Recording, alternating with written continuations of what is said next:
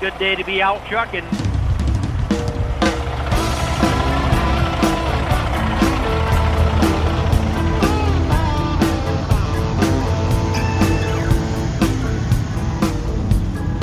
The voice you heard up top is that of Daryl Zimmerman of Belgrade, Minnesota, co-owner with his brother, Nelson, of two-truck Zimmerman Ag, looking out the windshield glass on a bright and sunny day running between Minneapolis-St. Paul and his area in central Minnesota, bound for a feed mill that has been a principal customer of his business for much of its nearly 10-year history now. We took a load of corn down to Minneapolis-St. Paul area, and then I'm reloading a load of calcium going back to the feed mill, and Nelson's loading a load of fertilizer going back to a co-op. So, as noted, Nelson Zimmerman, Daryl's brother, is that second owner now that the pair are in a partnership since Nelson got his own truck and leased it to Daryl starting in 2020. They've since fully joined forces, extending a family base that stretches back to Daryl and Nelson's father's time as an owner-operator in the late 1990s, as you'll hear in this edition of Overdrive Radio for November 4th, 2024. I'm Todd Dills, your host as usual, and know that Zimmerman Ag is Overdrive's Trucker of the Month for October, putting the brothers in the running for the 2024 Trucker of the Year award and marking the end run of our semi-finalists for this year. In the coming weeks, expect more from all of them as judges begin the evaluation process for our final 2024 Trucker of the Year winner. After the break, we'll dive right in with Daryl and Nelson Zimmerman for a tour through their history in business, its entirety for both men as owner-operators, working in support of farmers and other agricultural support businesses, by and large, around their home base in Minnesota. So keep tuned. Winter's here, and your diesel engine is about to face its toughest test. When temperatures drop, don't let gelled fuel leave you stranded. With House Diesel Treat, the #1 anti-gel on the market, you're protected. It prevents fuel from gelling, removes water, stops deposits, and even lubricates your fuel system. Gelling or icing emergency? Count on House Diesel Lifeline to get you back on the road fast. No mixing, no filter replacements, just reliable alcohol-free rescue from the brand you know and trust. Get House. Stay rolling. That's HOWES, houseproducts.com. Here's Daryl, tracking back to his motivations to hit the road trucking after plenty in the way of maintenance education on his father's farm and in a shop where he had his first taste of the full-time working world. Here we go. We're originally from Indiana, northern Indiana, and my dad would have drove truck back in 1995 to about 2000. He drove truck, and I would have just been like 5 years old. We moved up here in 2001, and yeah, before we moved, my dad sold his truck, and I just remember going with him, and yeah, it was fun. So then we moved up here, milked cows, did farming, and then I got a job. My first job, I started working at a truck shop, being around trucks more, working on them, and then in 2015, I bought a truck and started going trucking. So you have that mechanic experience for sure, eh? That's helpful as an owner-operator, right? Oh, yeah, for sure, yeah. We do all our own maintenance, changing oil, tires, and brakes, changing transmissions, rear ends. If it gets too major with like engine work, then we'll go take it to our mechanic, have them work on it. But if it's something we can tackle, we'll be tackling it. And you work with, is it Melrose, I think Nelson was telling me, for some of the bigger work? Melrose Truck Repair, that's our mechanic we go to for, we don't have any computer for diagnosing the computers on the truck, so then we'll go there if it's something that needs plugged into a computer to work on, or any major engine work, overhauls and such like. Tell me about the trucks that you are running today. Are you still, Daryl, are you still in the original truck that you bought in 2015? Or? No. So the one I bought in 2015, I bought on an auction. That was out in Nebraska. Paid $5,000 for that one, brought it home, ended up needing an engine. So we bought a used engine to put in it. We did that all ourselves. Okay. Got that one running. And I drove that one up until 2017. I would have ran that one like 2.5 years. It was a 1991 International 9400. It was a nice truck. It had a Caterpillar in it, lots of power, and got me by for the first couple years to get going and get on my feet. And then I bought second one I bought was a 2007 Kenworth T800. That was a day cab as well. Okay. I ran that one.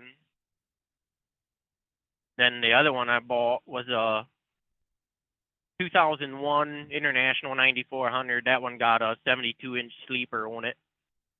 Then I had those two trucks. Then I still had the Kenworth and the International 9400.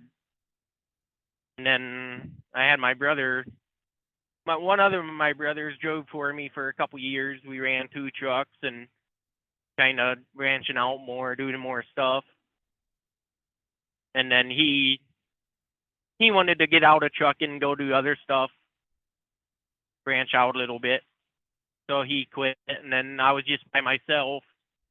Still had the two trucks, but one just was for like a spare. Yep. If I needed to.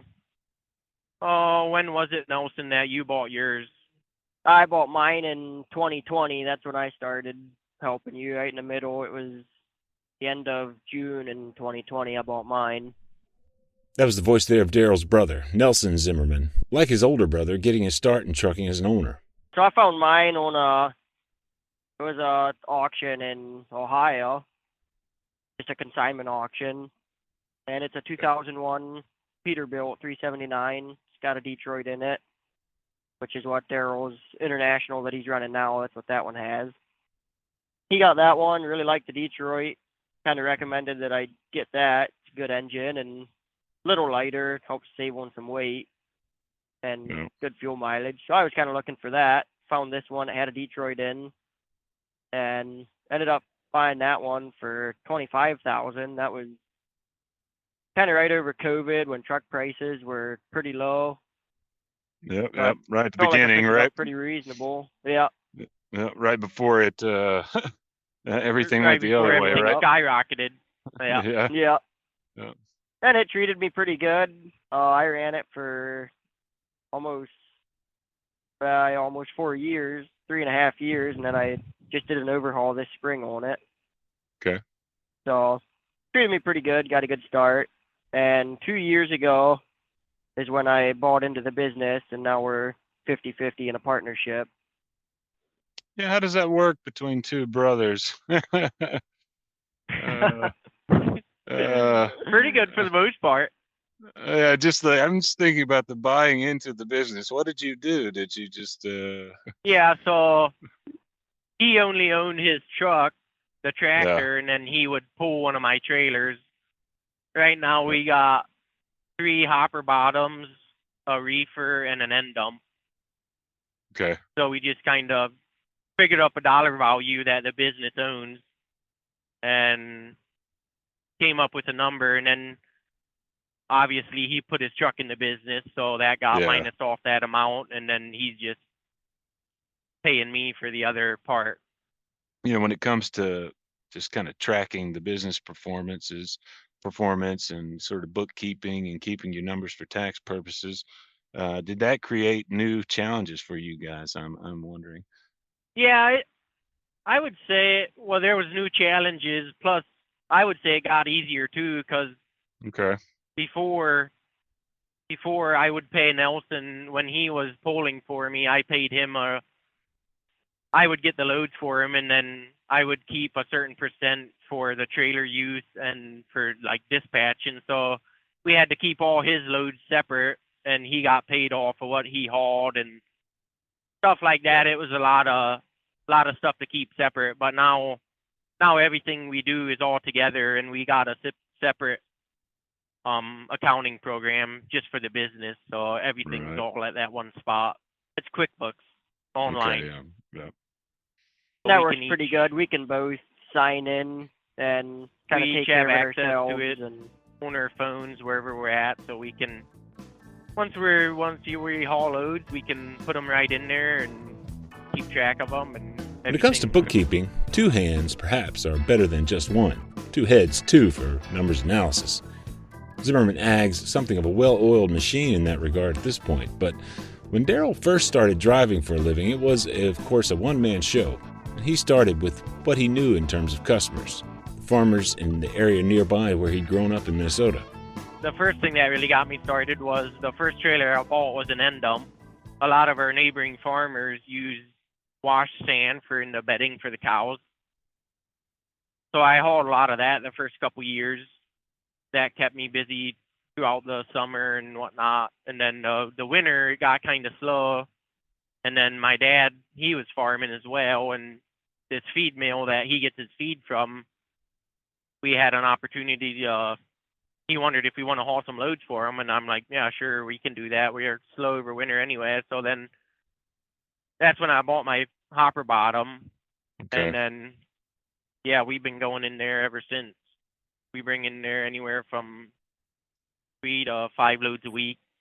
And then my dad, kind of, yeah, like the big companies that he hauled for back in Indiana, some of the same ones we work with up here. So we haul loads through them, and all the fertilizer co-ops around the area. You just kind of get to know them and start hauling for them and keep on.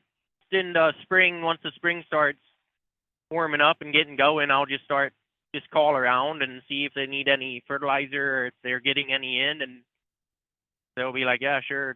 So I just get a handful of loads and we go from there. We don't really have any contracts, like any yearly contracts with anybody. We just all by current. A lot of the loads, they'll have their set rate on, so it all depends what the demand is for it, and the fuel price. It goes off the fuel price too. So every now and then, like if they really need the product, there'll be a good rate on it. They'll adjust it. But at the same time, they take care of us too. They know that we're there for them, and that they can rely on us if they want the load hauled. That we'll get it done for them. Your entire drive career behind the wheel, Daryl, is as a truck owner and business owner. You never worked for anybody else? Never. In the early beginning? No, I was. What would have I been? 21 when I bought that truck back in 2015, and that's pretty much the first time I was in the truck. And right. I always owned my own truck and always lined up our own loads and everything. Daryl Zimmerman's pulling primarily today in the 2001 International, Detroit-powered, that he mentioned earlier. You'll see the truck in the cover image of this week's podcast with the Zimmerman brothers standing with it. That's Daryl on the left. It's been a good truck, generally, Daryl said, though, as with Nelson's Pete, the engine's been overhauled since he bought it. Yeah, I ran this one bought it and ran it for, I don't know, it must have been about 2 years, and the engine went bad on it, so Melrose Truck Repair overhauled this one as well. We're running right at 80,000 pounds. Right. That's what we're legal for here in Minnesota. And right. Yeah, that was another thing too to learn over the years is what for kind of trailers to get, what for trucks to get, trucks that'll be fuel efficient. Like with these Detroits here, they're fuel efficient, and the engines tend to be a little lighter than some of the others, like the Cats and Cummins, so we can haul a little bit more weight. And then, fuel mileage, and they're cheaper to work on too, so you just kind of learn all that stuff over the years. As far as fuel mileage, mine here, the Peterbilt, I'm getting around 6. Right at 6, and Daryl, you're getting what, 6.5 with yours?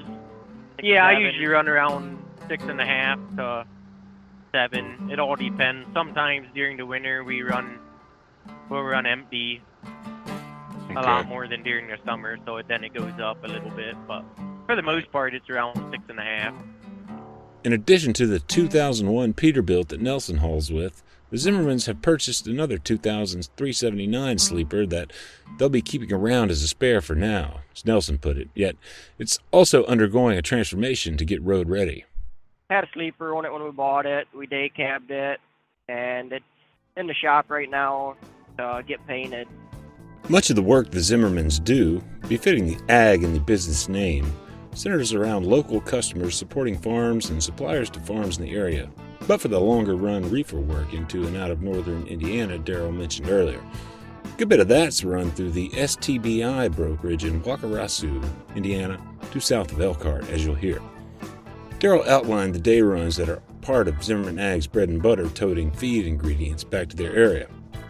All the feed ingredients going to that feed mill come out of Minneapolis-St. Paul. So we have like 2.5 hours down there. So Yeah. we usually leave around 6 o'clock in the morning, and like today I'm just headed back, so I'll be done at like 2 o'clock or so. During like fertilizer season, if it gets busy enough in the summer, then if we have enough time, we'll run 2 runs. We'll go back and turn around and come back, so then it'll run later in the evening. But for the most part, it's Minneapolis-St. Paul area, and then with the reefer, every now and then we run some refrigerated loads.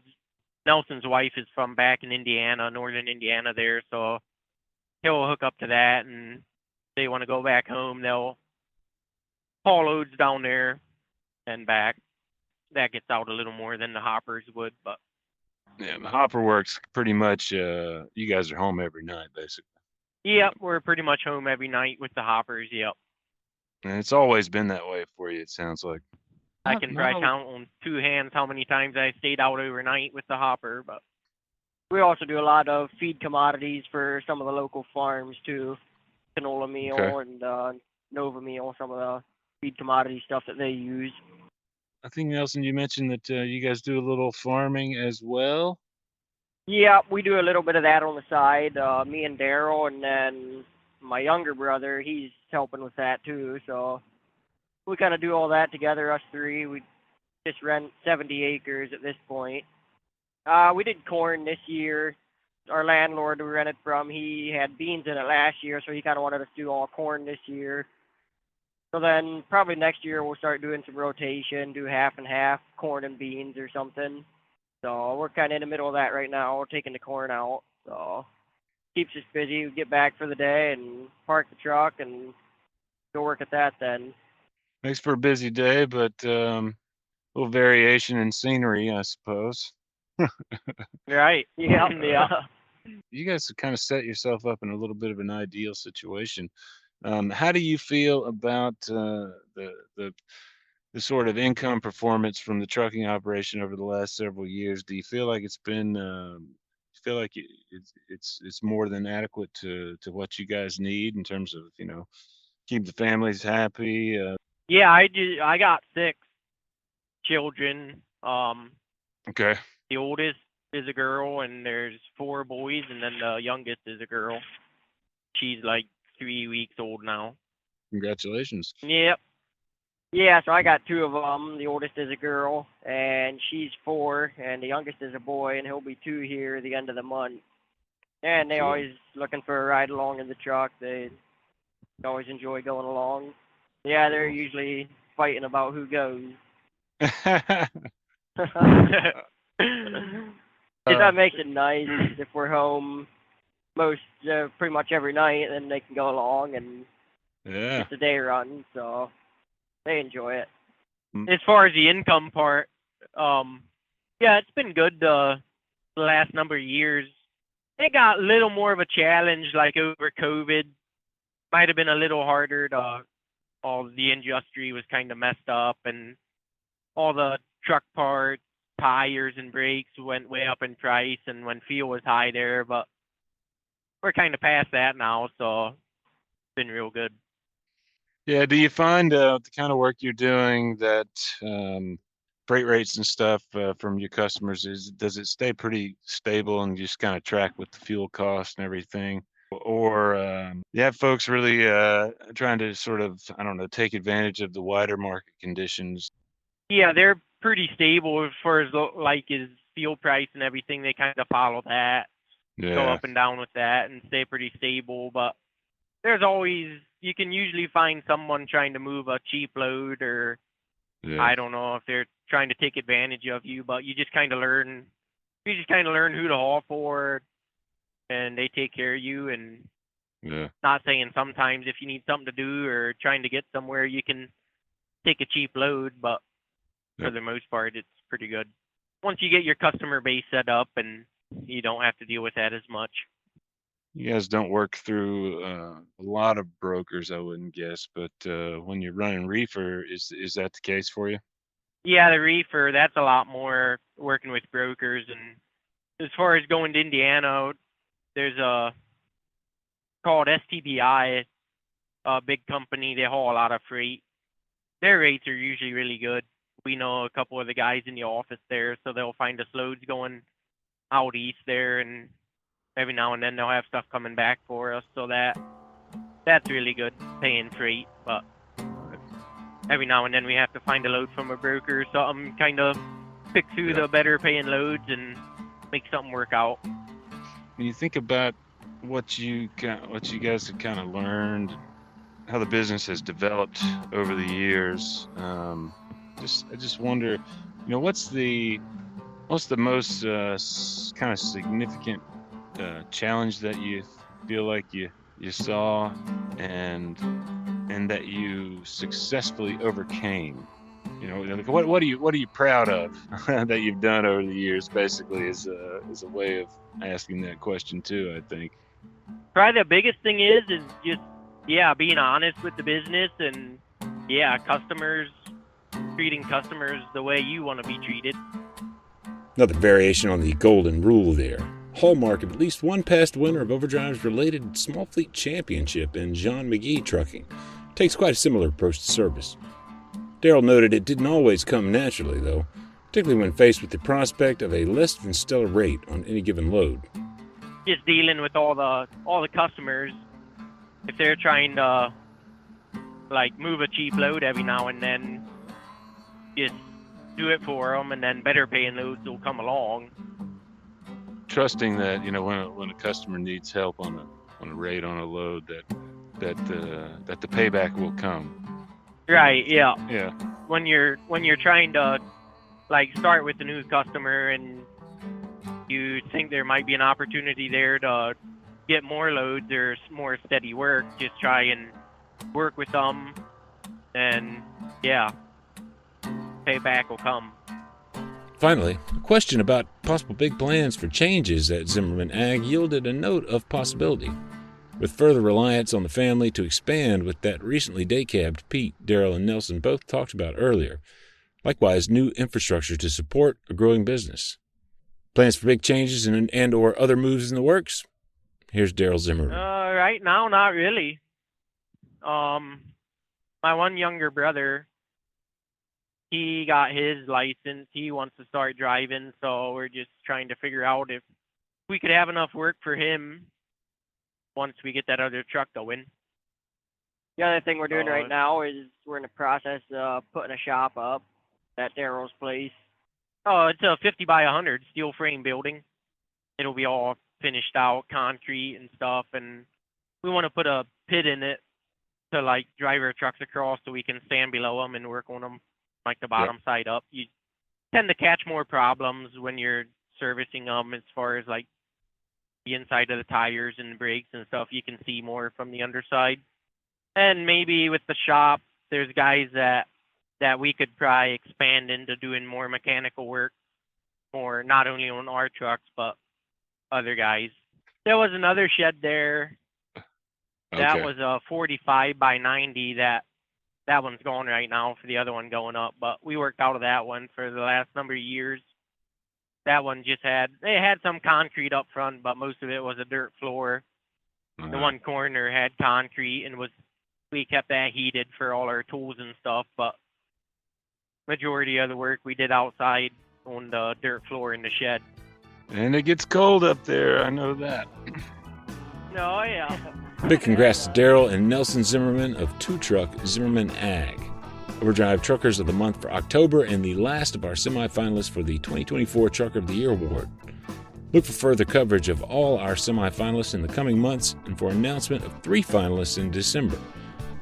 All have a chance to win a custom replica of the truck of their choice, plus brand new seat from Truck of the Year sponsor, Bostrom Seating. Big thanks to Commercial Vehicle Group and the Bostrom Seating folks for continued support.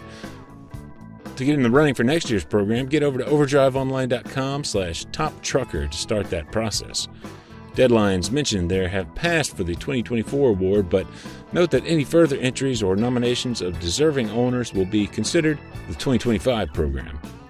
Here's another big congrats to Zimmerman Ag, and note you can find pictures of their Detroit-powered 2001 379 and International via last week's feature story about the business. Find a link to it in the post that houses this podcast for November 4th, 2024 at overdriveonline.com/overdrive-radio or in the show notes, wherever you're listening. Overdrive Radio is on Spotify and SoundCloud, Apple Podcasts, and YouTube, Overdrive's Facebook page, and any listening platform, really. Leave us a review there if you're enjoying these, and a big thanks in advance for that. Overdrive Radio is a production of Overdrive, the voice of the American trucker. It's edited and produced by me, Todd Dills, with the acoustic guitar and other support of trucker songwriter Long Haul Paul Marhofer. The theme is Legend of the Snake Man by Marhofer, featuring the guitar work of Travis, the Snake Man himself, Lamech. Terry Tusoxerson on bass, keys by Tisha Mingo, Jim Whitehead, and on drums, Andrew Marshall. The podcast is backed up further by Overdrive's own social media coordinator, Jasmine Campbell, news editor Matt Cole, executive editor Alex Lockie, and video editors Lawson Rudisell and Andrew Gwynn. We'll see you next time.